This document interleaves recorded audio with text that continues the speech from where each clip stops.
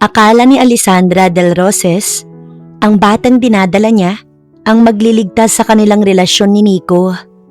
Ngunit matapos niyang matuklasan ang pagtataksil ng fiancé at matalik niyang kaibigan, isang mas nakakagulat na katotohanan ang sumira sa kanyang mundo. Ang dinadala niyang bata ay hindi anak ng lalaking minahal niya. Ito ay anak ni Tiago De Luca, isang mapanganib na mafia na naniniwalang ninakaw ni Alessandra ang anak niya para sa pera at kapangyarihan. Sa pagitan ng galit at panganib, hanggang saan kakayanin ni Alessandra na protektahan ng batang nasa sinapupunan niya at ang pusong unti-unti nang nahuhulog sa lalaking dapat niyang katakutan. Dom, o Diyos ko, buntis ako. Tuluyan nang bumagsak ang luha ni Alessandra habang tumatawa at umiiyak ng sabay. Kasalukuyan na siyang nakatitig sa malinaw na dalawang kulay pulang guhit sa pregnancy test na hawak. Alam ko, Ales. Nakangiting tumango si Doktora Dominic Del Roses, ang kanyang pinsan at isa sa pinakabatang respetadong obstetrician gynecologist sa bansa. Suot nito ang puting coat habang may hawak na tablet. Hindi ako makapaniwala matapos ang lahat sa wakas. Deserve mo ang maging ina. Napahawak si Alessandra sa tiyan niya kahit halos ilang linggo pa lamang ang bata. Magiging mami na ako. Sa tingin mo matutuwa si Nico? Bahagyang natigilan si Dominic sa tanong na yon, ngunit mabilis din itong ngumiti. Bakit hindi? Ewan ko ba, feeling ko kasi lately ang lamig niya sa akin. Business stress lang siguro, alam mo naman ang mga lalaki. Siguro nga, hinintay ko to sa napakatagal na panahon. Naalala ko pa lahat ng gabing umiiyak ako dahil pakiramdam ko may kulang sa relasyon namin ni Nico. Lahat ng pagkakataong ipinagpaliban niya ang usapan tungkol sa kasal namin. Lahat ng insecurities kung baka hindi ako kayang piliin ng lalaking mahal ko. Pero ngayon iba na, may anak na kami. Wala na siyang magiging dahilan para hindi niya ako pakasalan, Dom. Mahina niyang sabi habang nakangiti. Pakiramdam ko, magiging okay na kami. Tumaas ng bahagya ang kilay ni Dominic. Anong ibig mong sabihin? Marahil ang sanggol na to ang makapag-aayos ng lahat. I mean, mahal naman ako ni Nico. Siguro natatakot lang siya sa commitment. Pero ngayon, pamilya na kami. Tumayo si Alessandra at humarap sa salamin sa gilid ng room. Napahawak siya sa tiyan niya kahit wala pang baby bump. Hi baby, narito lang lagi ang mami para sa'yo. Mahina niyang sabi habang natatawa. Napaiyak na naman siya. Nagiging emosyonal ka na. Natatawang wika ni Dominic. Sa totoo lang, ito ang pinakamasayang sandali ng buhay ko. Alam mo, sa tuwing pinupostpone ni Nico yung kasal, feeling ko may mali sa akin eh. Ibig kong sabihin, naiintindihan ko naman ang pressure sa business na kinakaharap niya. Pero minsan iniisip ko, baka hindi talaga niya ako gustong pakasalan. Pero ngayon may baby na kami, pamilya na kami. At masaya ako para sa'yo. At kung hindi ka pa rin aalokin ng kasal ng nobyo mong yun, babatukan ko na siya. Baka kasi kailangan lang alugin ng utak. May halong biro na wika ni Dominic. Salamat. Ikaw kaya ang dahilan bakit nangyari to. Ako lang ang doktor mo. At ikaw din ang pinakamabuti kong pinsan. Salamat sa tulong upang maging ganap akong ina. Niyakap ni Dominic ng mahigpit ang pinsan. O siya, sige na. Ibalita mo na kay Nico ang tungkol sa baby nyo. Sa ibang araw na lang tayo mag-celebrate. Oo, aalis na ako. Pagkalabas ni Alessandra ng klinik, ay malamig na hangin agad ang sumalubong sa kanya. Ngunit hindi niya naramdaman yon. Pakiramdam niya, lumulutang siya ng sobra. Mahigpit niyang hinawakan ng handbag na naglalaman ng pregnancy test niya. Napangiti siya habang tinutungo ang nakapark na kotse. Iniisip niya na ang magiging reaksyon ni Nico. Baka yakapin siya nito. Baka umiyak pa ito sa tuwa. Baka ito na ang simula ng buhay na matagal niyang hinintay. Tahimik ang buong driveway ng mansyon nang pumasok ang puting kotse ni Alessandra. Mahigpit niyang hinawakan ng handbag sa kandungan niya kung saan naroon ang patunay ng pagdadalang tao niya. Napangiti siya habang pinapatay ang makina ng sasakyan. Kalma ka lang. Ilang taon mong hinintay ang pagkakataong to. Ano kayang magiging reaksyon ni Nico kapag nalaman niyang magkakaanak na kami? Baka yakapin niya ako. Tsak na ito na ang dahilan upang tuluyan niya na akong pakasalan. Mahina niyang sabi sa sarili. Huminga si Alessandra ng malalim bago bumaba ng sasakyan. Pagpasok niya sa sala ng mansyon, agad siyang napakunot noo dahil patay ang mga ilaw. Agad niyang binuksan ang ilaw ng chandelier. 6:00 pa lamang ng hapon. Ang alam niya ay rest day ni Nico at naroon lamang ito. Ngunit tila walang tao ng sandaling yun. Imposible namang nakatulog na agad ito. Nico, baby? Tawag niya rito. Nang makaakyat siya sa second floor, doon niya narinig ang mahinang tawanan. Kasunod ang ilang pag-ungol. Agad siyang natigilan at nawala ng kulay ang mukha niya. Muli niyang narinig ang isang pamilyar na boses at malinaw na hindi iyon galing sa TV. Nanlamig ang buo niyang katawan. Unti-unti siyang lumapit sa master's bedroom. Habang papalapit siya sa pinto, ay mas luminaw ang mga tunog sa loob. Tawanan, halikan at mga ungol. Baby, mahinang sabi ng babae. Tumigil ang mundo ni Alessandra. Kilalang kilala niya ang boses na yun. Nanlaki ang mata niya. Hindi maaari. Best friend niya si Mira. At nang sandaling buksan niya ang pinto, tuluyang nabasag ang mundo niya. Nakahiga sa kama si Nico, kayakap si Mira. Pareho silang natigilan. Natigil ang tawanan at mga halik. At sa isang segundo, tila huminto rin ang paghinga ni Alessandra. Nang hina ang kamay niyang may hawak na pregnancy test. Halos malaglag iyon sa sahig. Hindi siya makagalaw at makahinga. Ni hindi siya makapagsalita. Pakiramdam niya, may matalim na bagay na paulit-ulit na tumutusok sa kanyang dibdib. Alice, bulong ni Mira, ngunit wala iyong tunog ng guilt o takot. Sa halip, dahan-dahan itong bumangon mula sa kama habang hinihila ang kumot sa katawan nito at pagkatapos ay ngumiti ito. Hindi Nico. Ano to? Nanginginig ang kanyang labi. Tahimik na napabuntong hininga si Nico bago tumayo mula sa kama. Wala man lang itong pagmamadaling magdamit. Parang normal lang lahat. Parang hindi nito winawasak ang 5 taon ng buhay niya. Alessandra, wag mo banggit-banggit ang pangalan ko. Biglang kumapit si Mira sa braso ni Nico. Baby, mahina nitong sabi. At doon tuluyang nadurog si Alessandra. Baby, yun ang tawagan nila. Yun ang tawag niya kay Nico. Pakiramdam niya, pati iyon ay ninakaw sa kanya. Mira, best friend kita. Tumaas bahagya ang kilay ni Mira. Grow up, Ales. Grow up? Mira, kayo ng fiancé ko. Ex-fiancé. Putol ni Mira. Nanlaki ang mata ni Alessandra. Excuse me? Mabagal na lumapit si Mira habang nakapulupot pa rin ang kumot sa katawan nito. Naniniwala ka talaga na minahal ka niya? Parang unti-unting pinapatay ang kaluluwa ni Alessandra sa bawat salitang lumalabas sa bibig nito. Mira, basag ang kanyang boses. Mabagal na hinaplos ni Mira ang sarili nitong tiyan. Buntis ako. Parang may humampas na bakal sa ulo ni Alessandra. Hindi agad siya nakapagsalita. Nabingi siya at tila nanlabo ang paningin. Ano? Ngumiti si Mira habang tumitingin ng diretso sa kanya. At hulaan mo, mahina nitong sabi. Si Nico ang ama. Tuluyang nanghina ang tuhod ni Alessandra. Napakapit siya sa gilid ng pinto para hindi bumagsak. Nico, pakiusap, sabihin mong hindi totoo. Umiiyak niyang bulong habang nakatingin dito. Tahimik na napabuntong hininga si Nico. Pagkatapos ay direkta itong tumingin sa kanya. Totoo yun.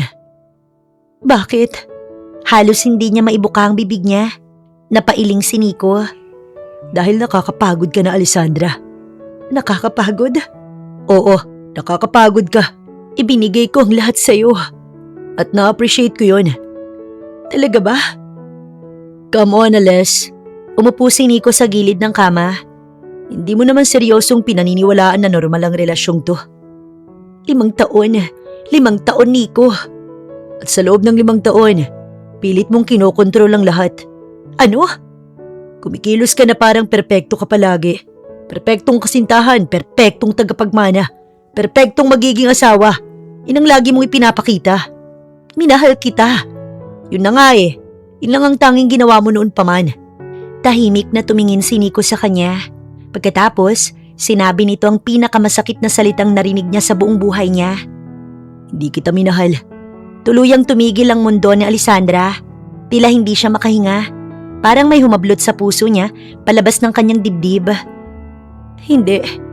Sinubukan ko pero hindi kita natutunang mahalin. Bumuhos ng tuluyan ang kanyang luha. Bakit ka nanatili? Bakit ka nanatiling kasama ko? Dahil may pakinabang ka sa akin. Ano? Parang may sumabog sa loob niya. Nanlaki ang mga mata niya. Ang koneksyon ng pamilya mo, ang pera mo, ang iyong imahe. Napaatras siya habang umiiyak. Hindi. Akala mo ba talaga makakatagal ang kumpanya ko nang wala ang mga investor mo? Kung walang impluwensya ng apelyido mo? Napahawak si Alessandra sa kanyang dibdib. Halos hindi siya makahinga sa sobrang sakit. Kahit papaano magpasalamat ka. Malamig na sabi ni Mira. Hindi ka naman totally walang silbi. Biglang napatingin si Alessandra dito. Mira, gaano katagal? 3 taon. 3 taon? 3 taon niyo akong ginawang tanga. 3 taon niyo akong niloko. 3 taon akong nakangiti sa harap ng 2 taong sumisira na pala sa akin. Noon niya naalala ang tungkol sa batang nasa sinapupunan niya. Nakakatawa. Sasabihin ko pa naman sana na buntis ako. Biglang napailing si Nico. Hindi ko gusto ang batang yan at wala akong balak na maging ama niya. At sa isang iglap, may namatay sa loob ni Alessandra. Natahimik ang buong kwarto matapos lumabas ang mga salitang yon mula sa bibig ni Nico. Ang batang ilang oras pa lang niyang minamahal ng buong puso. Ang batang pinangarap niya sa loob ng maraming taon at ngayon, mismong ama nito ang nagsasabing ayaw niya rito. Unti-unting bumaba ang tingin ni Alessandra. Nanlabo ang paningin niya dahil sa mga luhang walang tigil na tumutulo. Huwag mo nang gawing drama to, Alessandra. Drama? Niloko niyo ko. Ninyo nang matalik kong kaibigan. At ako pa ngayon ang nagdadrama. Umikot ang mata ni Mira bago ito muling yumakap kay Nico na para bang siya ang tunay na girlfriend sa kwarto. Napasinghap si Alessandra. Mira, paano mo nagawa sa akin to? Sandaling natahimik si Mira. Pagkatapos ay malamig itong ngumiti. Dahil napagod na ako sa palaging sumusunod lang sa'yo. Ano? Buong buhay ko, ikaw lagi. Ikaw ang mayaman, ikaw ang maganda. Ikaw ang laging pinupuri. Alam mo ba kung gaano nakakapagod ang mabuhay bilang anino mo lang? Anino? Mira, itinuring kitang kapatid. Yun na nga eh. Itinuring mo kung tila mas mababat mas mahina kaysa sa'yo. Na para bang ikaw lang ang nakakapagligtas sa akin sa lahat ng oras. Hindi kita maintindihan. Hindi ko maalala kung kailan kita minaliit. Binabayaran ko ang tuition mo noon. Tinulungan ko ang pamilya mo. Ibinigay ko sa iyong lahat ng kailangan mo dahil mahal kita bilang kaibigan. At ngayon, yan pa ang tingin mo sa lahat ng ginawa ko? Mahigpit na napakuyom ang kamao ni Alessandra. Hindi niya alam kung alin ang mas masakit, ang pagtataksil ni Nico o ang katotohanang may lihim palang galit sa kanya, ang taong itinuring niyang kapamilya kahit hindi niya kadugo. Alessandra, total malinaw na ang lahat. Wala ka ng dahilan para manatili pa rito. Parang huminto ang mundo niya. Excuse me? Mahina niyang tanong. Wala na tayo, tapos na. Biglang napailing si Alessandra. Hindi siya makapaniwala na ganoon lamang kadali kay Nico na sabihin yun. 5 taon tayo, Nico. 5 taon ng pakinabang. Wala nang iba. Biglang natahimik si Mira sa gilid. Nakasandal kay Nico na parang nanonood lang ng palabas.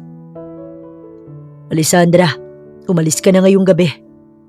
Doon tuluyan nang bumagsak ang huling piraso ng pag-asa sa loob ni Alessandra. Huminga siya ng mabigat, pilit pinipigil ang panginginig ng kanyang boses. Okay, mahina niyang sabi. At para kay Alessandra, yun ang pinakamasakit na pakikipaghiwalay. Hindi sigawan na sumbatan, kundi ang pagtulak ng taong minsan niyang inuna sa lahat at minahal. Hindi niya kailangang ubusin ang kanyang lakas upang makipag-argumento at ipilit ang sarili sa mga taong nagtraidor sa kanya at nagtaksil. Napakawalang ya talaga ng lalaking yun. Samahan mo nga ako pabalik doon at ipapamukha ko sa kanila na hindi ikaw ang dapat na umalis sa pamamahay na yun, kung hindi sila. Alessandra, ang mansyon na yun ikaw ang nagpagawa. Nanggigigil na wika ni Dominic matapos marinig ang kwento ng pinsan. Nakapangalan yun sa kanya. Inregalo ko nung kaarawan niya. Yun na nga Bigay mo lang sa kanya, hindi niya pinundar. Tapos ikaw pa itong papalayasin? Lumabas ang pagiging protective ni Dominic. Hindi lang ito basta doktor niya at pinsan ng sandaling yun. Napakasakit. Gano'n na lang kadali sa kanya na tapusin ang lahat at talikuran kaming mag-ina. Umiiyak pa rin si Alessandra. At si Mira, ang kapal din ng mukha ng linta na yun. Huminga ng malalim si Dominic at pilit kinokontrol ang sarili. 3 taon na nila akong niloko at pinagmukhang tanga. Minahal ko si Nico ng buong buo at itinuring kong kapatid si Mira. Pero ito yung isinukli nila sa akin. Nanahimik si Dominic. Hindi agad siya sumagot pero kita sa mata niya ang galit na tila anumang oras ay sasabog. Hindi niya ako minahal. Akala ko anak lang ang kulang sa amin para pakasalan niya ako. And he told me, IVF lang ang chance naming magkaroon ng anak. Naningkit ang mata ni Dominic. Nakita mo ba ang mga medical result niya? Nakita mo ba ang diagnosis? Umiling siya ng mas mahina. Alessandra, makinig kang mabuti. Ang IVF procedure, hindi basta sinasabi lang. Mayroong dokumentasyon mula sa laboratorio, pagsusuri ng similya, at beripikasyon ng pagkakakilanlan. Napakurap si Alessandra. Ano ngayon? May mali. Sandali lang. Tumayo si Dominic at kinuha ang kanyang cellphone. Dom, sa halip na sumagot, nagdial si Dominic. Lab Department, ako to si Doktora Del Roses. Kailangan ko ng beripikasyon tungkol sa IVF case ni Alessandra Del Roses. Ngayon din Tahimik si Alessandra habang nakamasid sa pinsan sa pakikipag-usap sa telepono. Sandali itong natahimik at biglang nagbago ang aura ng mukha nito. Repeat that. Send me that right now. Binaba niya ang tawag. Dom, what's wrong? Alessandra, may naganap na pagkakamali sa proseso. Anong uri ng pagkakamali? Your IVF cycle was compromised. Meaning? Meaning hindi kay Nico ang sample na nagamit. Parang biglang nawala ang hangin sa kanyang baga. Ano? Hindi, napaka-imposible niyan. Si Nico ang nag-ayos ng lahat. Alessandra, hindi natin ito dapat baliwalain. Mayroong nakapag-access sa sample bago ito ma-implant. Sino? Pinapa-verify ko pa ang lahat. Dominic, may nakitang pangalan sa preliminary trace. Sino? Tiago De Luca. Parang may pumutok sa loob ng utak ni Alessandra. Hindi ko kilalang pangalang yan. Alessandra, listen. He is not a normal man. Anong ibig mong sabihin? Si Tiago De Luca ay may ugnayan sa mga international na sindikato at mga lihim na operasyon. Anong kaugnayan ko sa kanya? Dinadala mo sa iyong sinapupunan ng anak niya. Hindi. No, that's not true. Sana nga, Alessandra, nagkakamali lang ako. Napahawak si Alessandra sa tiyan niya. Parang biglang mas naging mabigat at komplikado ang sitwasyon niya ngayon. Pakiramdam niya, biglang naging estranghero ang kanyang sariling katawan matapos marinig ang pangalan na iyon. Hindi niya kilala ang Tiago De Luca na sinasabi ng pinsan, pero sapat na ang paraan ng pagsambit ni Dominic para maintindihan niyang delikado ang lalaking yun. Palakad-lakad si Dominic sa may bintana ng condo unit nito habang mahigpit ang hawak sa cellphone. Hindi na galit ang ekspresyon nito ngayon, kundi tensyonado. Dom, anong nangyayari? Mahinang tawag ni Alessandra. Hindi agad sumagot si Dominic. Sumilip muna itong muli sa ibaba bago marahas na isinara ang kurtina. Shit! Bakit Dom? May mga sasakyan sa baba. Ano? Anong ibig mong sabihin? Sa tingin ko alam na nila. Sino? Mga tauhan ni Tiago De Luca. No, impossible. Paano nila malalaman agad? Mabilis na naglakad si Dominic papunta sa drawer at may inilabas na susi. Listen to me carefully. Kailangan mong umalis ngayon. Dom. Now, Alessandra. Napapitlag siya sa tigas ng boses nito. Mabilis siyang tumayo kahit nangihina pa ang tuhod. Saan ako pupunta? May service exit sa basement. Hindi yun ginagamit ng residents. Kinuha ni Dominic ang hoodie at cap nito tsaka ibinigay sa kanya. Isuot mo to. Hindi ko maintindihan bakit nila ako hahanapin, wala naman akong ginagawa. Hindi yun ang paniniwala nila. iniisip ni Tiago na sinadya mong nakawin ng kanyang similya. Nababaliw ba sila? Hindi ko nga alam kung sino siya. I know, pero ang mga organisasyong mafia hindi kumikilos base sa emosyon, Alessandra. Kumikilos sila batay sa mga banta. Napahawak si Alessandra sa tiyan niya. My God. Lumapit si Dominic at hinawakan na magkabila niyang balikat. Makinig ka sa akin. You need to survive first. Nanginginig siyang tumango. Mabilis silang lumabas ng unit. Tahimik ang hallway. Pero ramdam ni Alessandra ang malakas na kabog ng dibdib niya habang pababa sila sa emergency staircase. Bawat yabag ay tila mas lalong nagpapabigat sa hangin. Pagdating nila sa parking lot sa basement ay agad nagsalita si Dominic. Doon, labas niyang diretso sa kabilang street. At ikaw, gagawa ko ng paraan para mailigaw sila. Hindi, Dom, delikado. Alessandra, buntis ka. Ngayon ikaw ang priority. Namasa ang mata niya. I'm scared. I know, but you are stronger than you think. Biglang bumukas ang elevator sa basement. Sabay silang napalingon. 3 lalaking nakasuot ng itim ang dahan-dahang lumabas. Matangkad, malalamig ang muka, halatang armado, at agad na dumiretso ang tingin ng mga ito kay Alessandra. Takbo! Bulong ni Dominic. Hindi na siya nagdalawang isip. Mabilis siyang tumakbo papunta sa bakal na pinto. Humahangos niyang binuksan yon. Tumakbo siya palabas ng eskinita. Walang direksyon. Halos madapa habang hawak ang tiyan niya. Hindi niya alam kung gaano siya kalayo nang makarinig siya ng malalakas na yabag sa likod niya. Miss Del Rosas. Lalo siyang nataranta. Huminto ang isang itim na sasakyan sa harap niya. Dahilan para siya'y mapaatras. Biglang may humawak sa braso niya mula sa likod. Bitiwan niyo ako! Please, wala akong ginawa. Hindi siya pinakinggan ng lalaki. May inilagay itong earpiece bago malamig na nagsalita. We found her. Tuluyang nanlamig ang pakiramdam ni Alessandra nang marinig ang sumunod nitong sinabi. Dalhin siya kay Mr. De Luca. Pakiramdam ni Alessandra ay oras nang lumipas habang nasa biyahe tahimik na nakaupo sa loob ng itim na sasakyan. Katabi niya ang 2 lalaking armado habang ang isa naman ay nasa unahan. Walang nagsasalita, tanging mahinang ugong lamang ng makina at ang malakas niyang tibok ng puso ang naririnig niya. Mahigpit niyang hawak ang laylayan ng hoodie ni Dominic. Hindi pa rin siya makapaniwala. Kanina lang, iniiyakan niya ang pagtataksil ni Nico. Ngunit ngayon ay dinadala na siya ng mga tauhan ng isang mafia leader ng mga ito. Napapikit siya sandali. Lord, this can't be real.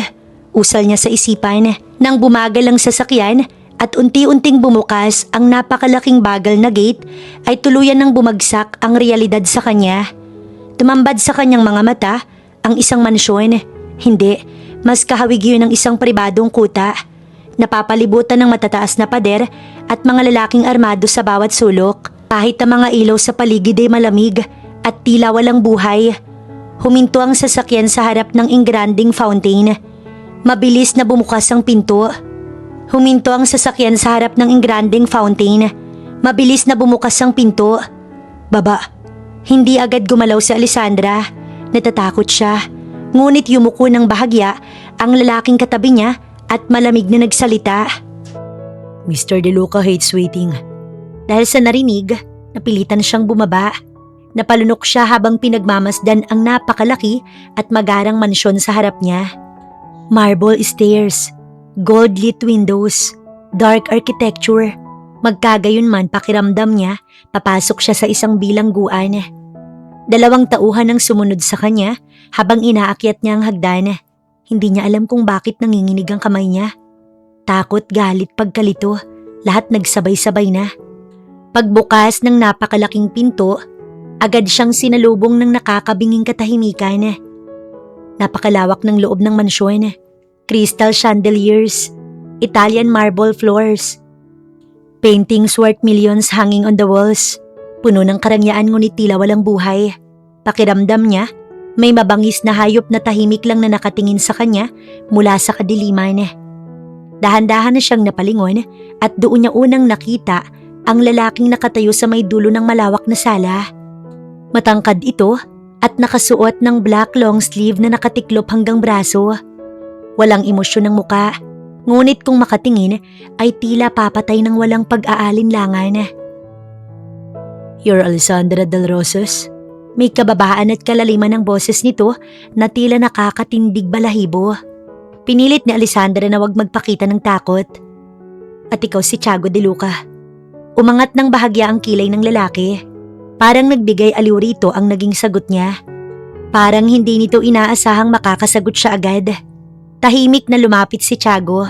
Napansin agad ni Alessandra kung gaano ito kalaki kumpara sa kanya. "Alam mo ba kung ilang tao nang nagbuwis ng buhay sa pagsubok na nakawin ng pag-aari ko?" Napasinghap siya nang biglang hawakan ni Tiago ang baba niya at pilit siyang pinatingala. "Sagutin mo ko." "I don't know anything about your stupid sperm." Galit niyang sagot habang pilit inaalis ang kamay nito. Biglang tumigas ang panga ni Tiago.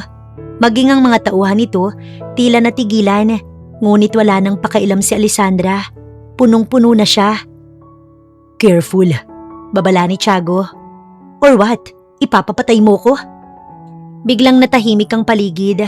Matapos iyon, napangisi ang lalaki. Lumayo ito ng bahagya sa kanya at nagsindi ng yosi. Tahimik lamang nitong pinagmasdan si Alessandra mula ulo hanggang paa na parang siya'y sinusuri. "Who hired you?" Pagdakay tanong ni Tiago. "No one." "Sinong kumausap sa'yo?" "Wala." "Sinong nagbigay sa'yo ng access sa sample?" "Wala akong alam sa sinasabi mo." Biglang bumagsak ang kamay ni Tiago sa lamesa na naging dahilan upang mapapitlag si Alessandra. "Iniisip mo bang maniniwala ko na aksidente lang ang pagbubuntis mo sa anak ko?" "Yes." Lumapit muli si Tiago sa kanya.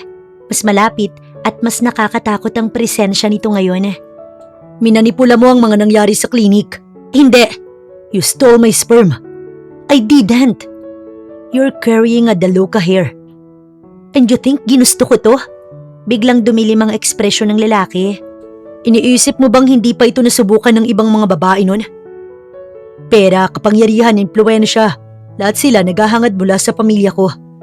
Galit na natawa si Alessandra. "You seriously think habol ko ang pera mo? Diyos ko, ang taas naman yata ng tingin mo sa sarili mo. You think I need your name, your money, your family?" Lumapit siya rito kahit kinakabahan na. "For your information, Tiago De Luca, mas mayaman ako kaysa sa karamihan ng mga taong nasa paligid mo." Napatingin ang ilang tauhan ito sa kanya. Maging si Tiago ay tila bahagyang natigilan, ngunit mabilis ding bumalik ang malamig nitong ekspresyon. "Talaga bang inaasahan mong paniniwalaan ko yan?" "Wala akong pakialam kung anong paniniwalaan mo. Alam mo ba kung anong gusto ko? Isang pamilya, yun lang." Magandang palusot. "Excuse me? Nawala sa akin ang lahat ngayon. Niloko ko ng lalaking minahal ko kasama ang best friend ko sa loob ng 3 taon. Gumuho ang buong buhay ko sa iisang gabi. Tapos bigla akong malalaman na anak mo palang dinadala ko. Sa tingin mo ba talaga pipiliin ko to?" Hindi agad sumagot si Tiago. Marahan lamang nitong ibinuga ang usok ng sigarilyo. "May mga taong gumawa ng mas masahol pa para sa mas maliit na dahilan." Tuluyan nang napuno si Alessandra. "Go to hell." Biglang natahimik ang buong sala. Napalingon ang lahat kay Alessandra. Hindi sila makapaniwala sa kanyang sinabi. Ngunit wala nang pakailam si Alessandra dahil pagod na pagod siya. Pagod ng masaktan at kontrolin. "Hindi ako gold digger. Hindi ko kailangan ng apelyido mo. At lalong hindi ko kailangan ng permiso mo para mabuhay." Dahan-dahang lumapit si Tiago hanggang halos ilang pulgada na lamang ang kanilang pagitan. Naramdaman ni Alessandra ang mapanganib at dominenting presensya nito. Nakakapanlambot man ng tuhod pero hindi siya umurong. Tinitigan siya ni Tiago na parang gusto nitong basahin ang kaluluwa niya. "You're not scared of me?" "Dapat ba?" "Everyone is." "Pwes hindi ako isa sa mga yon." Biglang gumalaw ang panga ng mga bodyguard. Ngunit si Tiago biglang natawa ng mahina. "May matalas kang dila. Huwag mong kakalimutang narito ka sa bahay ko. At dinala ko rito laban sa aking kagustuhan. Dahil dinadala mo ang anak ko. Eh di congratulations. Nagawa mong mabuntis ang isang babae nang hindi mo man lang siya nahawakan. Sa tingin mo ba nakakatawa to?" "Hindi, dahil para sa akin isa tong bangungot." Biglang tila may patalim na tumarak sa dibdib ni Tiago. Hindi niya alam kung bakit tila nasaktan siya sa narinig sa sinabi ni Alessandra. Huminga siya ng malalim bago muling nagsalita. Mananatili ka rito. Ano? Hanggang sa malaman ko ang totoo. Hindi. Magkakaroon ka ng bantay sa lahat ng oras. Sinabi kong hindi. Wala kang ibang pagpipilian. Ano ako, bilanggo? Yes. Biglang nanlamig ang buong katawan ni Alessandra. Diretso siyang napatitig sa lalaki, ngunit nakita niya ang kawalan nito ng emosyon. Sanay na sanay talaga ito na kontrolin ang buhay ng ibang tao. Hindi mo to magagawa. Nagawa ko na. Baliw ka. Dinadala mo ang aking tagapagmana. Hindi mo pag-aari ang batang to. Biglang dumilim ang mukha ni Tiago. Mula nang magsimulang lumaki ang dugo ko sa loob mo. May kinalaman na ako sa may karapatan na ako. Napahawak si Alessandra sa tiyan niya. Agad na napunta roon ang tingin ni Tiago at may kung anong mabigat na emosyon na dumaan sa mga mata nito. Possessiveness. Napansin iyon na Alessandra kaya lalo siyang nagalit. Huwag mo kong tingnan ng ganyan. Ng ganyan? Na parang pagmamayari mo ko. Ilang segundong nagkatitigan sina Tiago at Alessandra. Punong-puno iyon ng tensyon at panganib, ngunit walang sino man sa kanila ang nais magpatalo. Madaling araw pa lang, ngunit pakiramdam ni Alessandra ay ilang linggo na siyang nakakulong sa loob ng mansyon ni Tiago de Luca. Tahimik siyang nakaupo sa gilid ng napakalambot na kama, habang nakatitig sa makapal na kortinang tumatakip sa malalaking bintana ng kwartong kanyang kinaroroonan. Mula nang dalhin siya rito kagabi, wala nang ibang ginawa ang mga tauhan ni Tiago kundi bantayan siya. Hindi niya alam kung ano mas nakakabaliw, ang pagtataksil ni Nico o ang katotohanang nasa poder siya ngayon ng isang lalaking kayang mag-utos ng pagpatay ng hindi kumukurap. Napahawak siya sa tiyan niya. My God, ano bang nangyayari sa buhay ko? Hindi ko naman to pinangarap. Ang gusto ko lang naman simpleng pagmamahal. Isang lalaking mamahalin ako at isang pamilyang buo. Napapikit siya ng mariin bago dahan-dahang tumayo. Kailangan ko umalis dito. Mabilis siyang lumapit sa pinto at marahang pinihit ang doorknob. Hindi iyon nakalak, ngunit paglabas pa lang niya, agad nang tumayo ang dalawang lalaking nakabantay sa hallway. Ma'am, magalang ngunit matigas na sabi ng isa. Aalis na ako. Pasensya na pero hindi ka po namin mapapayagan. Hindi ako bilanggo. Walang sumagot sa kanya kaya mas lalo siyang nainis. Sabihin ninyo kay Tiago de Luca na gusto ko siyang makausap. Abala si Mr. de Luca sa kasalukuyan. Hindi niya pinansin ang naging tugon sa kanya ng isang tauhan na lalaki. Naglakad siya diretso sa hallway habang pilit inaalala ang dinaanan nila kagabi. Pakiramdam niya, mas lalo siyang nasasakal. Lihim siyang natuwa nang hindi siya sundan ng kanyang mga bantay hanggang sa makarating siya sa likod na bahagi ng mansyon at doon niya nakita ang maliit na pintong bahagyang nakaawang. Napakabilis ng tibok ng kanyang puso. Marahil ay iyon na ang pwede niyang labasan. Tahimik siyang lumingon sa paligid.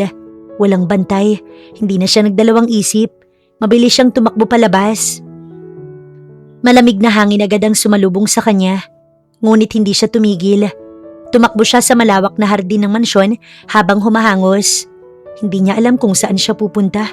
Basta ang alam niya, kailangan niyang makalayo rito. Ngunit ilang segundo pa lamang ang nakakalipas, may biglang nagsalita.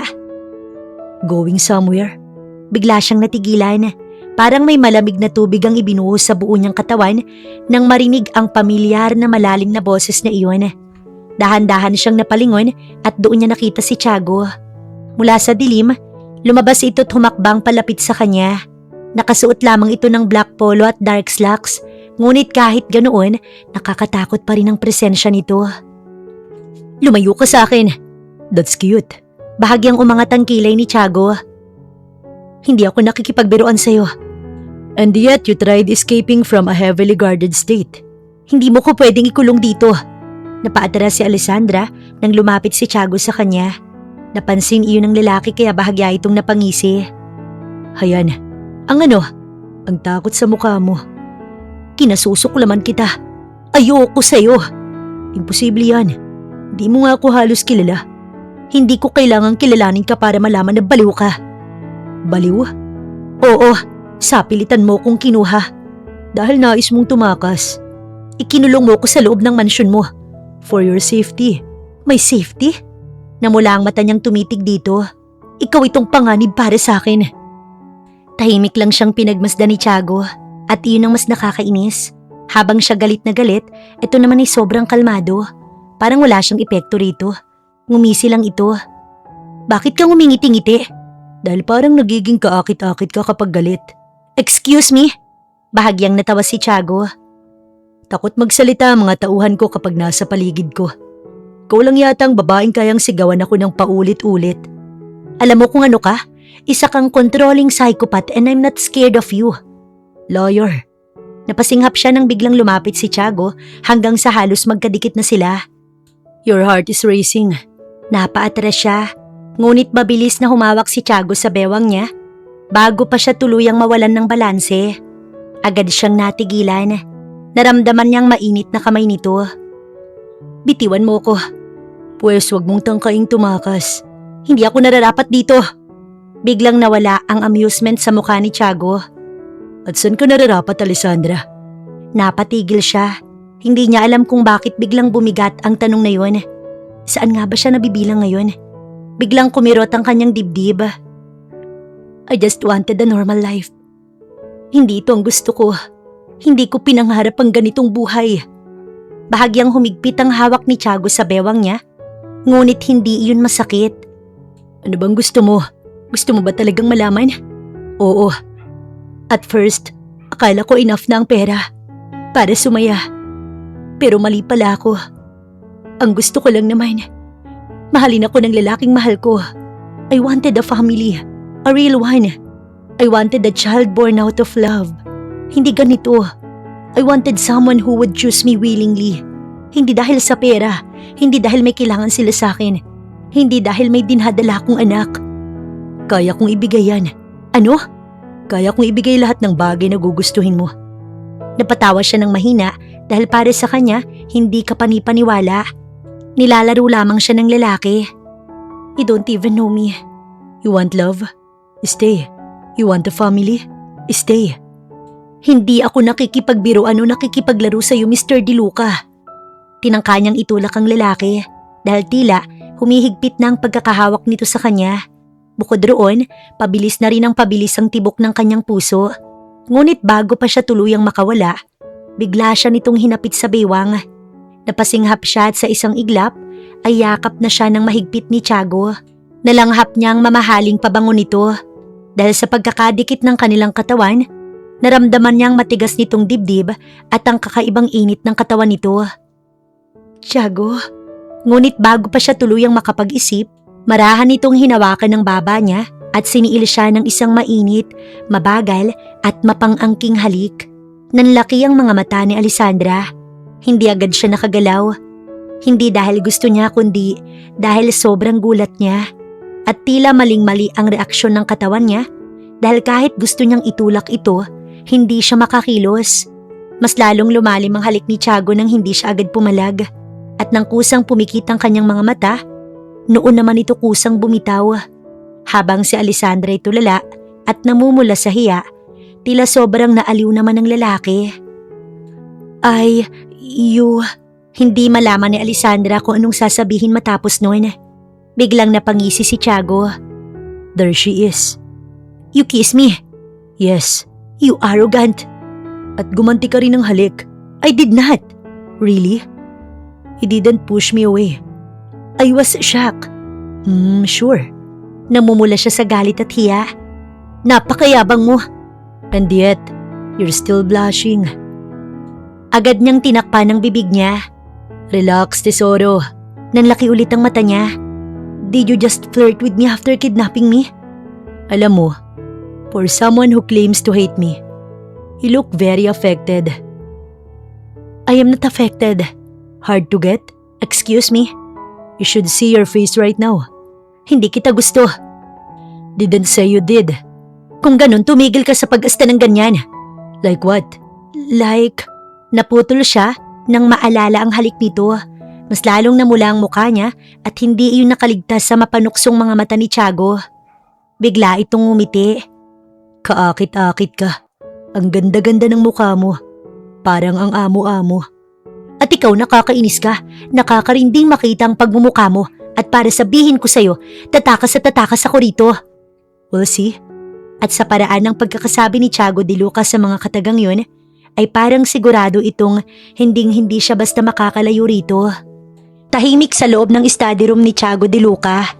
Tanging mahinang tunog lamang ng yelong unti-unting natutunaw sa baso ng whiskey niya ang maririnig habang siya'y nakaupo sa napakalaking mahogany desk. Madilim ang kabuuan ng silid. Tanging desk lamp lamang ang nagbibigay liwanag sa folder na nakalatag sa harap niya.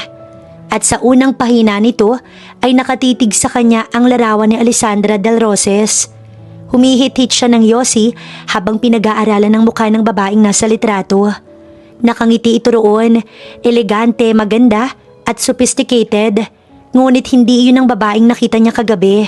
Boss, we verified everything about Alessandra Del Roses. 26 years old, aside from Dr. Dominic Del Roses. She is also one of the heirs of Del Roses group of companies. Pinatay ni Tiago ang sigarilyo sa ashtray at tumingin sa isa sa pinagkakatiwalaan niyang tauhan. Kilala niya ang apelyidong yun, hindi basta-bastang pamilya ang mga Del Roses. Isa ang mga ito sa pinakamayaman at pinakamakapangyarihang business family sa bansa, kung saan namamayagpag sa mga real estate at international investments. Continue. She graduated with honors in London, then returned to handle part of their international operations. Clean reputation, no scandals, no criminal ties. Actually, halos perfect ang record niya. Napakuyom ng bahagya ang kamao ni Tiago habang tahimik na nakatingin sa litrato ni Alessandra.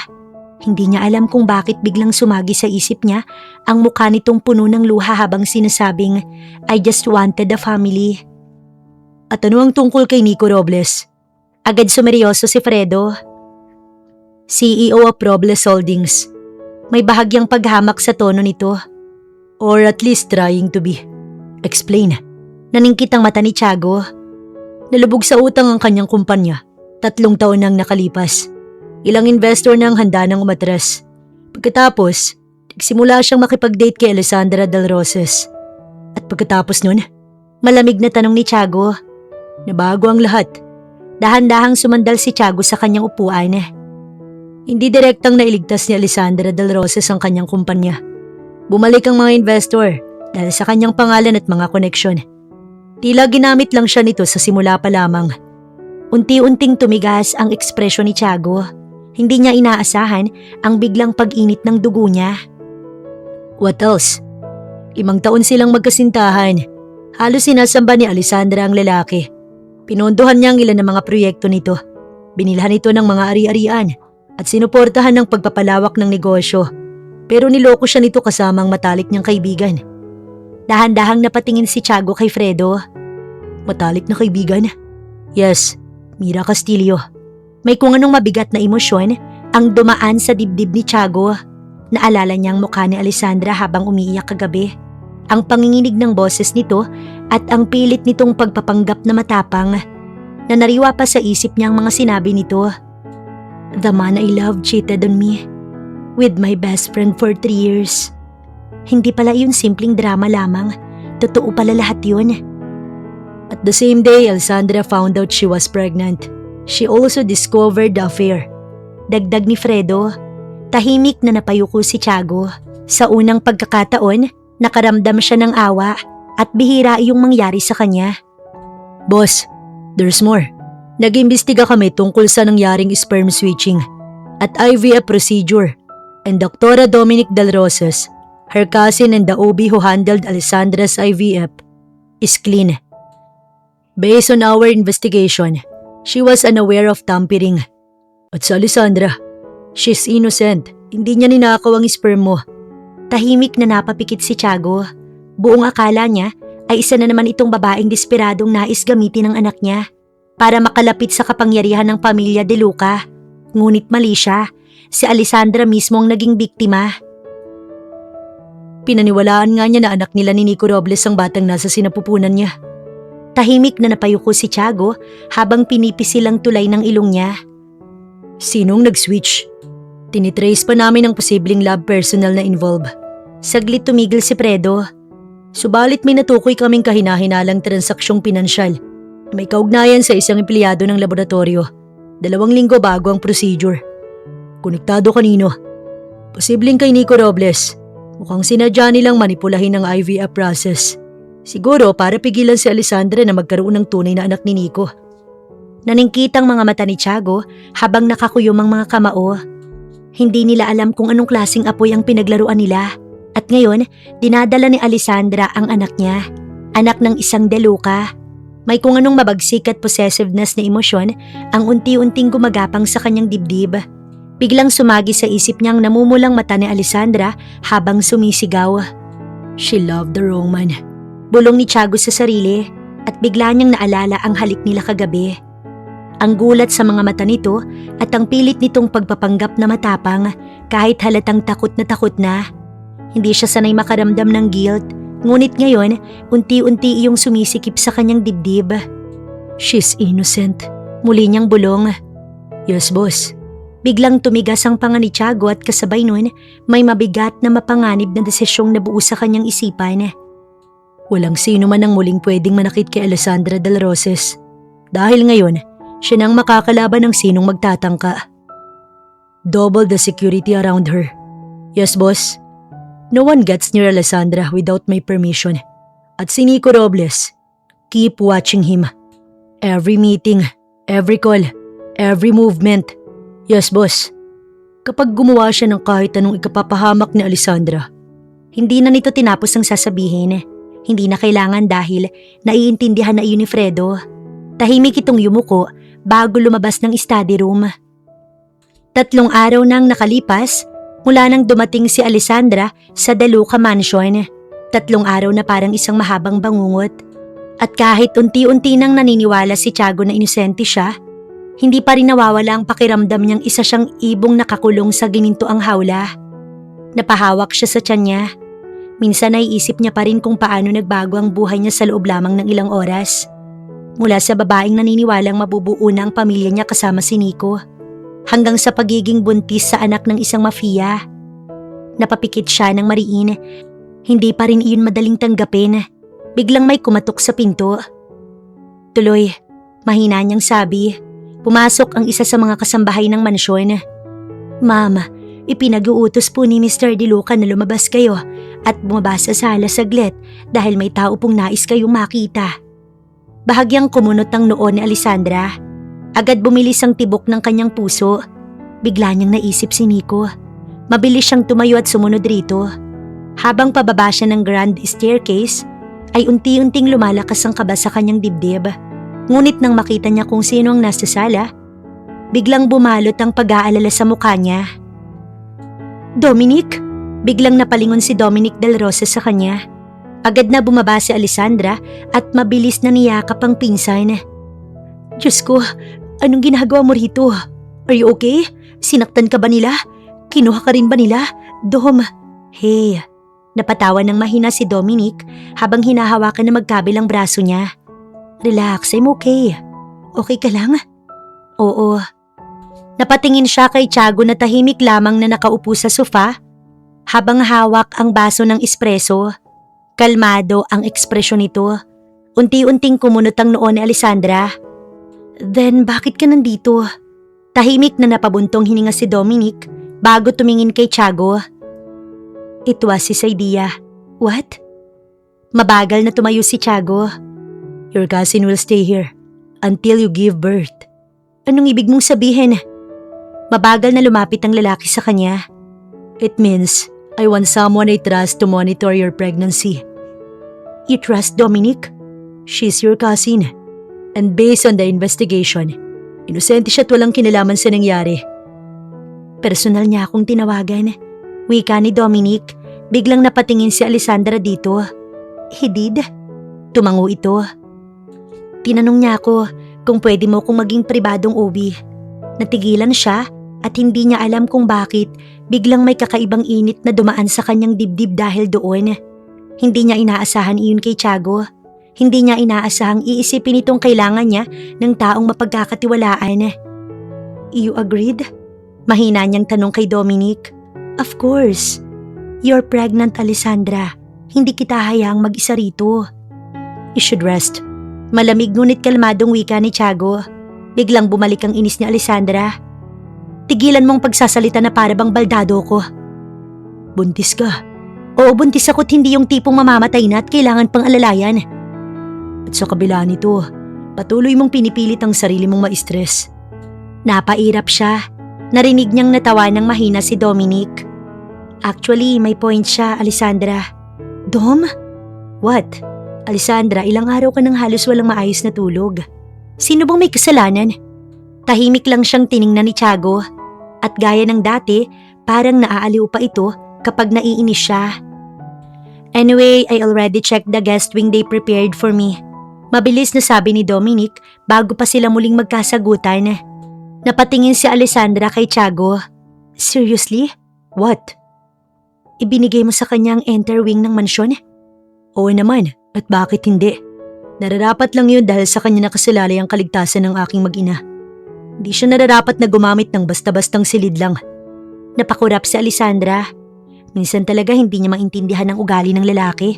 Sobrang controlling at nakakatakot, ngunit kung minsan, bigla na lang nagpapakita ng kabaitan. Ales, how are you really doing? Mahinang tawag ni Dominic. At doon, bigla na namang bumigat ulit ang kanyang dibdib. Hindi agad siya nakasagot. Paano nga ba siya? Wasak ang puso niya. Ginamit siya ng lalaking minahal niya ng 5 taon. Tinraidor siya ng matalik niyang kaibigan. At ngayon, nakatira siya sa mansyon ng isang mafia na ama ng batang dinadala niya. I don't know. Tahimik na lumapit si Dominic at siya'y niyakap. At sa simpleng yakap na yon, biglang parang gusto na namang bumuhos ng luha ni Alessandra. You'll be okay.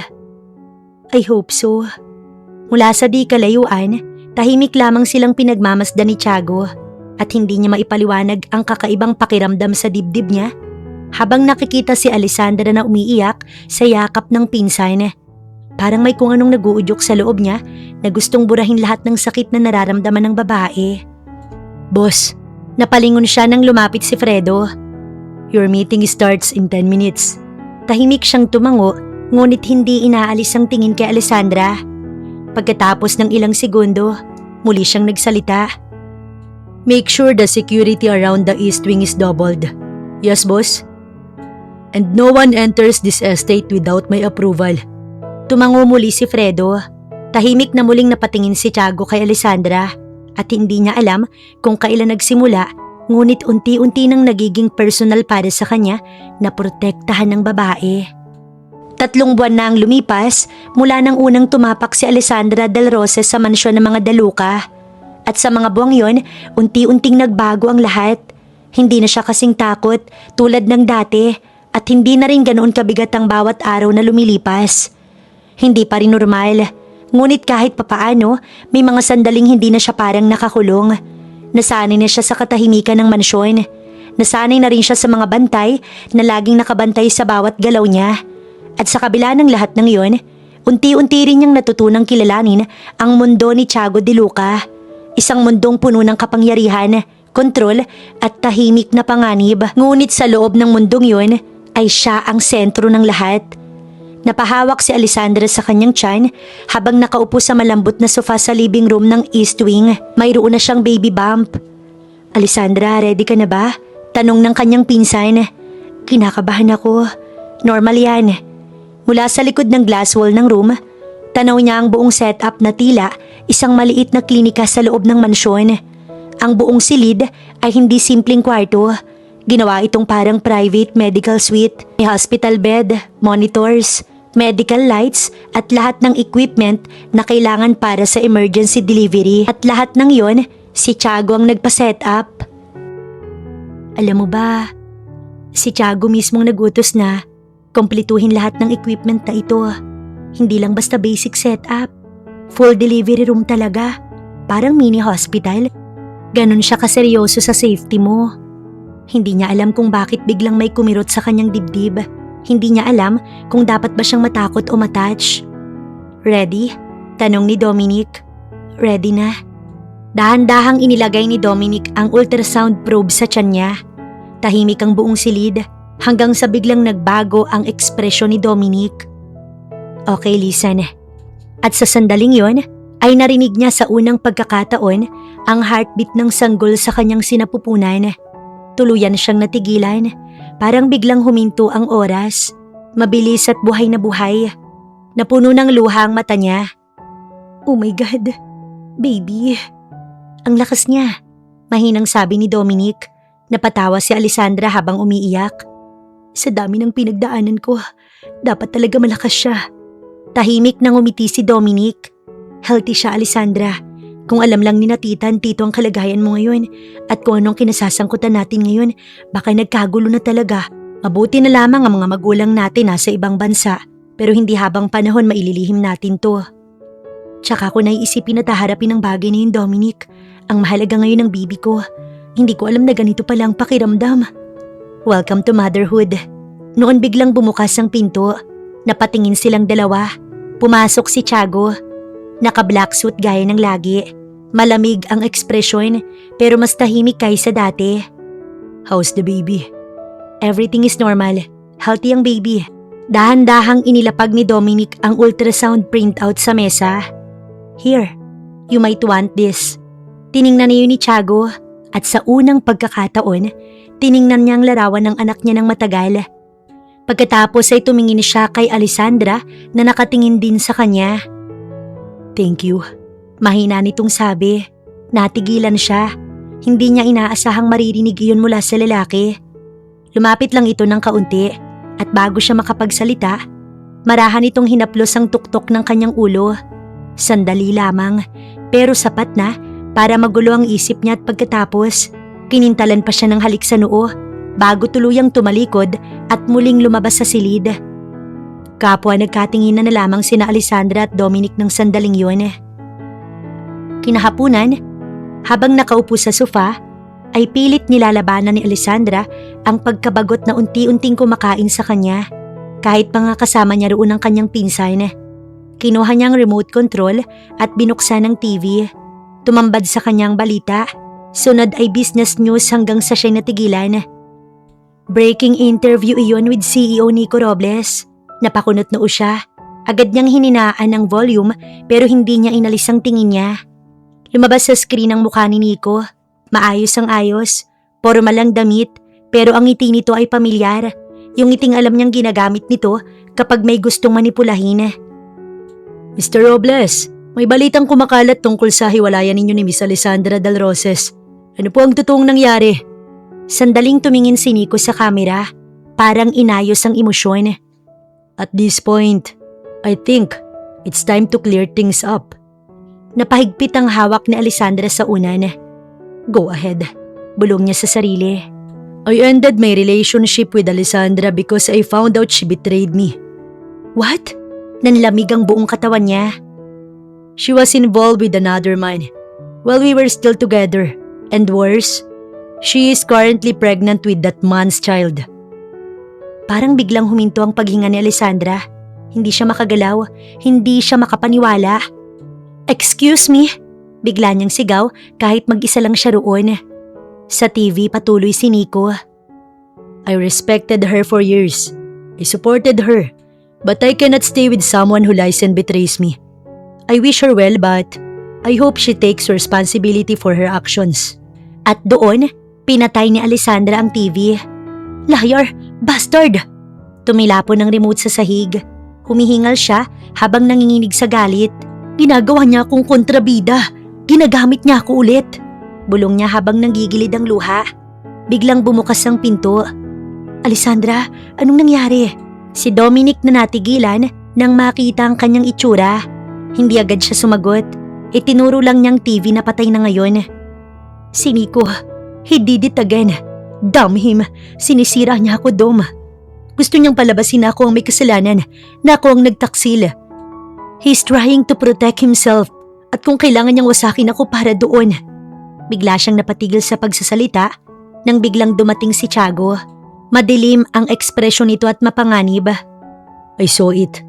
That man is digging his own grave. Hindi ko siya papayagang sirain ka.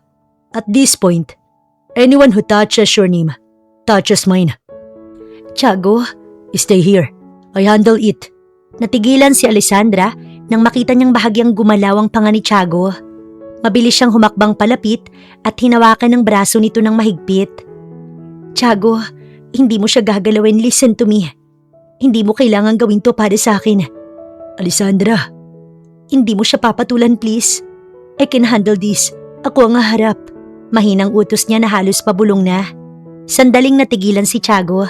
Tumingin siya sa kamay ni Alessandra na nakahawak sa kanya. Pagkatapos ay sa mukha nito. Are you ordering me now? Hindi, pinipigilan lang kita. Magkikita kayo? Oo, pupunta ako kay Nico. Ako ang kakausap sa kanya. Ako ang maglilinis ng pangalan ko. Nanatiling tahimik si Tiago. Halatang hindi ito sang-ayon hanggang sa dahan-dahan itong bumuntong hininga. Okay, on one condition. I'll go with you. Pero, no buts. Wala na ring nagawa si Alessandra kundi pumayag sa nais ni Tiago. Mas ayaw naman niyang ito pa mismong kumausap kay Nico dahil baka dumanak pa ang dugo o kung ano pang mas malalang mangyari. Mataas ang araw sa labas ng private restaurant lounge kung saan tahimik na nakaupo si Alessandra. Mahigpit ang hawak niya sa baso ng tubig habang pilit kinokontrol ang mabilis na tibok ng kanyang puso. Hindi dahil natatakot siya kay Nico, kundi dahil ito ang unang pagkakataong haharapin niya ang lalaking minsang winasak ang buong pagkatao niya. Pagkatapos nitong tapusin ang lahat sa kanila. Ma'am, Mr. Robles is here. Mahina't magalang na sabi ng waiter. Dahan-dahan siyang tumango. Bumukas ang pinto at pumasok si Nico. Agad nagtagpo ang mga mata nila. Ngunit ibang Nico ang nasa harap niya ngayon. Mas payat at mukhang desperado. Hindi katulad noong napanood niya ito sa interview. Tahimik lang itong napatitig sa kanya bago marahang umiti. Sa kabilang side ng restaurant, tahimik na nakaupo si Tiago De Luca sa loob ng isang dark private room habang pinapanood ang live feed mula sa hidden cameras ng restaurant. Katabi nito si Fredo at ilang tauhan na tahimik ding nakaabang. Walang emosyon ang mukha ni Tiago, ngunit mahigpit ang hawak nito sa baso ng whiskey. Sa labas naman, naroon ang ilang cybercrime officers at ilang pulis. Everything's live, Mr. De Luca. Broadcast is secured. Bulong ni Fredo. Mabagal na tumango si Tiago. Hindi inaalis ang tingin sa monitor. Samantala, tahimik na umupo si Nico sa harap ni Alessandra. Sandaling bumaba ang tingin nito sa tiyan niya at doon bahagyang tumigas ang ekspresyon nito. Galit ka pa rin ba? Napatawa ng mahina si Alessandra. You cheated on me for 3 years. Anong gusto mo, lumukso ko sa tuwa? At salubungin ka ng yakap at halik? Alam mo ba kung bakit ko ginawang magpa-interview? Para mapilitan kang lumantad. Alam kong makikita mo yun. At alam kong hindi mo matitiis kapag sinisira ang pangalan mo. Kinabukasan matapos kang mawala. Nagbagsakan lahat. May stocks drop. May investors pulled out. 3 partnership collapse in one day. Lahat sila iisang dahilan. They trusted you, not me. At iniisip mong ginawa ko yun? Sa una, oo, akala ko gumaganti ka. Wala akong ginagawa sa kumpanya mo. It doesn't matter. Kailangan kita, bumalik ka sa akin. Nalimutan mo na ba ang kasalanan mo sa akin? Alam mo bang halos mamatay ako sa stress? Humugot ng hangin si Nico. I'm sorry. No, you're not. Alessandra, everything I did it to survive. By destroying me, by keeping you. At first, plano ko lang gamitin lang ang connections mo. Pero habang tumatagal, naging dependent ako sa'yo. At nang sabihin mong gusto mong magkaanak tayo, nagpanik ako. You know what scared me the most? Kapag nagkaroon tayo ng anak, hindi na kita matatakasan. So planado mo talaga lahat? Hindi ko plinano ang pagpapalit ng sperm. Pero, oo, may binayaran ako sa laboratory. Nico, what did you do? Mira and I agreed. We needed to make sure na hindi ka mabubuntis sa anak ko. We thought, kapag wala tayong anak at hindi tayo kasal, mas madali kitang maiiwan. You monsters! Biglang napahawak si Nico sa buhok nito. You don't understand. I was trapped. Kaya sinira mo ko? Kailangan kong mag-survive. Hindi mo naman siguro ko plinanong patayin para lang mawala lang sa buhay mo. Biglang natahimik si Nico at doon tuluyang nanlamig ang buong paligid. What? You planned to kill me? Come back to me. Nico, after everything, he humiliated me publicly. He told the world I betrayed you. Ipagkaamin mo lang lahat ngayon ng mga ginawa mo tapos ngayon gusto mo kong bumalik sa'yo? You're insane! Baliw ka na! No, desperate. At first, gusto talaga kitang mawala. Pero malaking kawalan sa akin kung hindi ka babalik, Alessandra. You have the power para muli akong makabangon. Lumapit si Nico at marahang hinawakan ng kamay niya. Come back to me. We can fix this. Fix? And Mira, she's carrying your child. So, ikaw pa rin ang kailangan ko. You're disgusting. Alice, listen to me. Ikaw lang ang may kayang magligtas sa kumpanya ko. Dahan-dahang tumaas ang tingin niya rito. Yan talaga ang dahilan kaya gusto mo kong bumalik? You never loved me. I'm sorry, Nico. Hinding-hindi na ako babalik sa'yo. Hindi na muling magkakaroon ng isang Alessandra sa buhay mo. Kung ano man ang nararanasan mo ngayon, deserve mo ang lahat ng yan. Nais ko pa sanang bawiin sa'yo ang lahat ng bagay na akong nagpundar. Pero ngayong mismong kapalaran ang gumanti sa'yo, hindi ko nagagawin yon. Yang pagbagsak mo, ikaw ang may gawa't hindi ako. Natahimik ang buong paligid. Libo-libong viewers ang kasalukuyang nanonood online. At habang lumilipas ang bawat segundo, ay mas lalo lamang nilulubog ni Nico ang kanyang sarili. At sa mismong sandaling yun, may malamig na boses ang nagsalita mula sa likod nila. That's enough. Biglang natigilan si Nico. Dahan-dahang lumapit si Tiago De Luca. Kasunod ang ilang armadong lalaki at sa likuran nila ay mga pulis. Nanlaki ang mata ni Nico. Your entire conversation has been live-streamed for that last 43 minutes. No! Parang nawala ng dugo ang mukha ni Nico. Financial fraud. Malamig na dagdag ng isang pulis. Conspiracy. Medical tampering. Attempted murder. Unti-unting umatras si Nico. This is illegal. Actually, everything you said was voluntary. Kalmadong sabi ni Tiago. Nico Robles, saad ng pulis habang nilalapitan ito. You are under arrest. No, wait! Ngunit huli na, agad itong pinigilan ng mga pulis habang nagpupumiglas. Alessandra, minahal mo ko, hindi mo to pwedeng gawin sa akin. You destroyed yourself. Mahinang sabi niya. No, Alice, please. Ngunit tuluyan na itong pinusasan. At habang inilalabas si Nico, tahimik lamang na tumayo si Tiago sa tabi ni Alessandra. Hanggang sa maramdaman ni Tiago ang bahagyang panginginig ng babae. Dahan-dahan itong hinawakan ng likod niya. He can't hurt you anymore.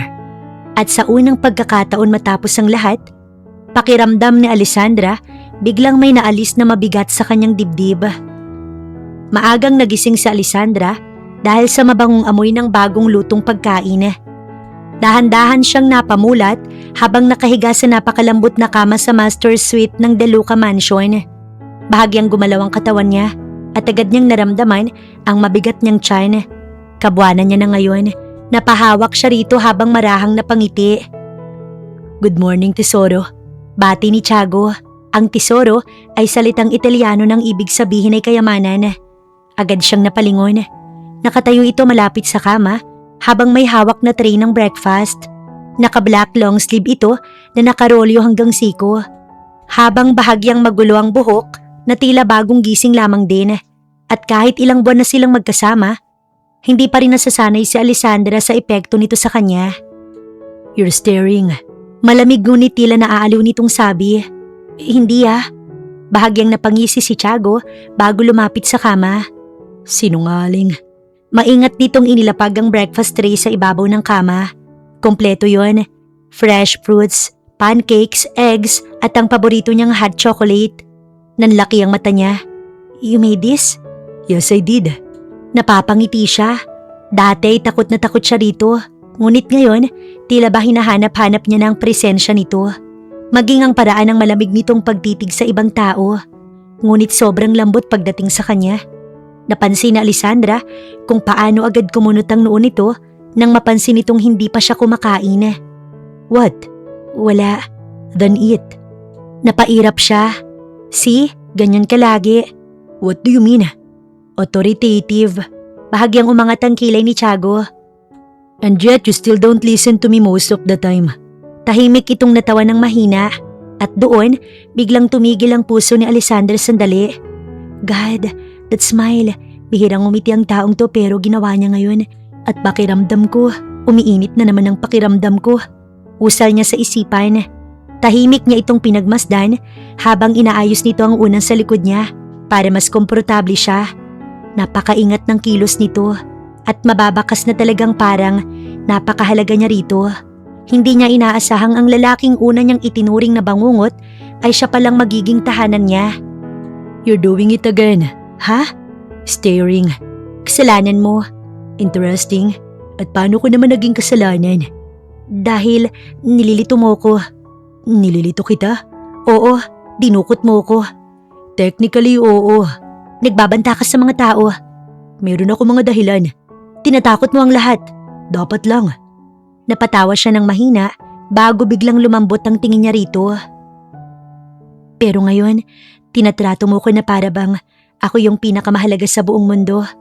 Dahil ikaw naman talaga. Biglang bumilis ang tibok ng kanyang puso. Tiago, dahan-dahang hinawakan ni Tiago ang kamay niya.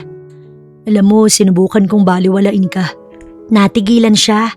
Unti-unting tumigas ang panga ng lalaki habang nakatingin sa magkahawak nilang kamay. Pero nabigo ako. Nilayuan kita nung una dahil alam ko kung anong mangyayari kapag pinapasok kita sa buhay ko. Namatay si mama dahil sa akin. Hindi ako magawang kantiin ng mga kaaway ko. Kaya siya ang pinatay nila. At ang babaeng minahal ko bago ka dumating. Namatay rin siya sa parehong paraan. Kaya nang pumasok ka sa buhay ko, nilayuan kita dahil alam kong magiging kahinaan kita. Marahan niyang hinawakan ng mukha nito. At doon niya napansin na sa ilalim ng pagiging malamig at mapanganib nito, may lungkot, takot at sugat ring tinatago. Natakot ako dahil sa unang pagkakataon. Wala nang mangyari yun. Ninais kong manatili ka. Namasa agad ang mata ni Alessandra. Dapat sinabi mo sa akin. Tahimik lang siyang tinitigan ni Tiago. Parang ngayon lang ito tunay na naging mahina. I love you, Alessandra. At tuluyan nang bumagsak ang lahat ng kanyang depensa. Hindi agad nakapagsalita si Alessandra. Mahal na mahal niya na rin ito.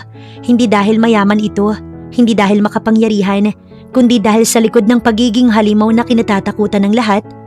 Ito ang lalaking tahimik na nag-aalaga sa kanya gabi-gabi. Ang lalaking gumigising para siguraduhin komportable siya.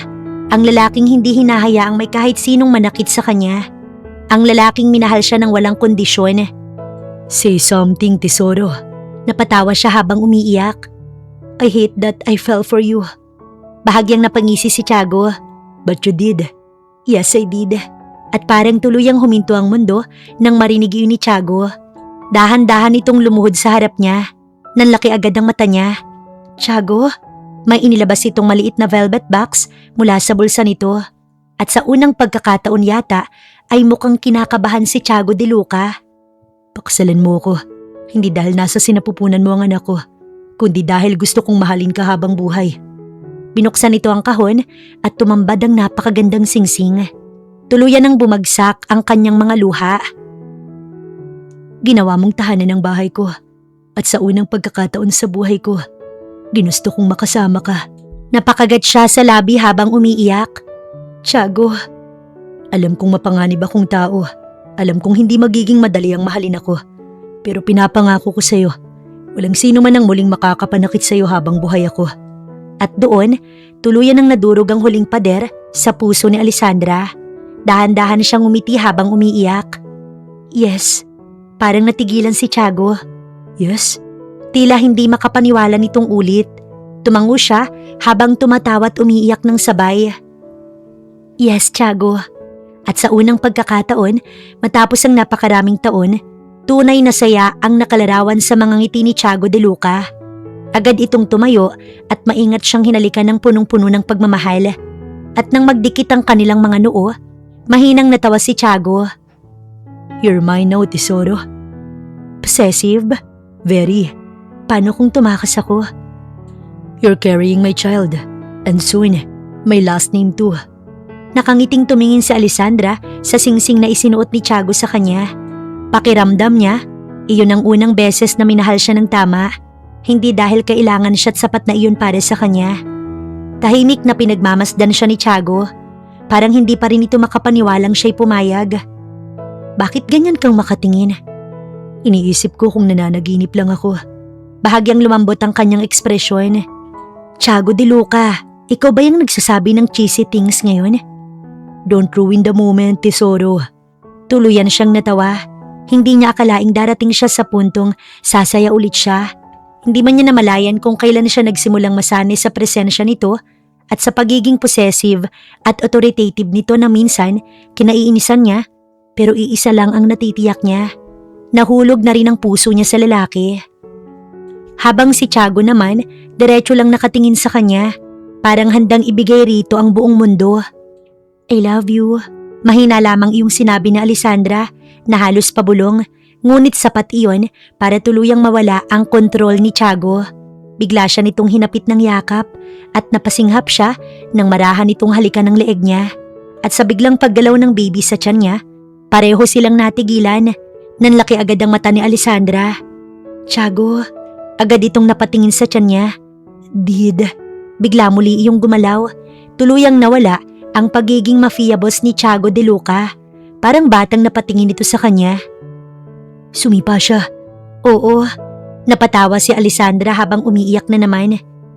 Dahan-dahang inilagay ni Tiago ang kamay nito sa tiyan niya. Parang takot na baka masaktan sila.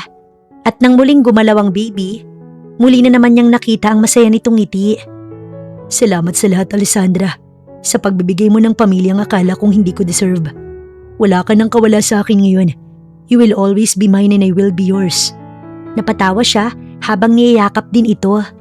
At sa wakas, matapos ang lahat ng sakit, ay natagpuan din ni Alessandra ang pagmamahal na matagal niyang hinihintay, habang sina Nico at Mira pinagbabayaran sa kulungan ng kanilang kasalanan. Para sa aral ng kwento, hindi lahat ng sakit ay katapusan. Minsan, ito ang simula ng tamang pagmamahal at bagong buhay.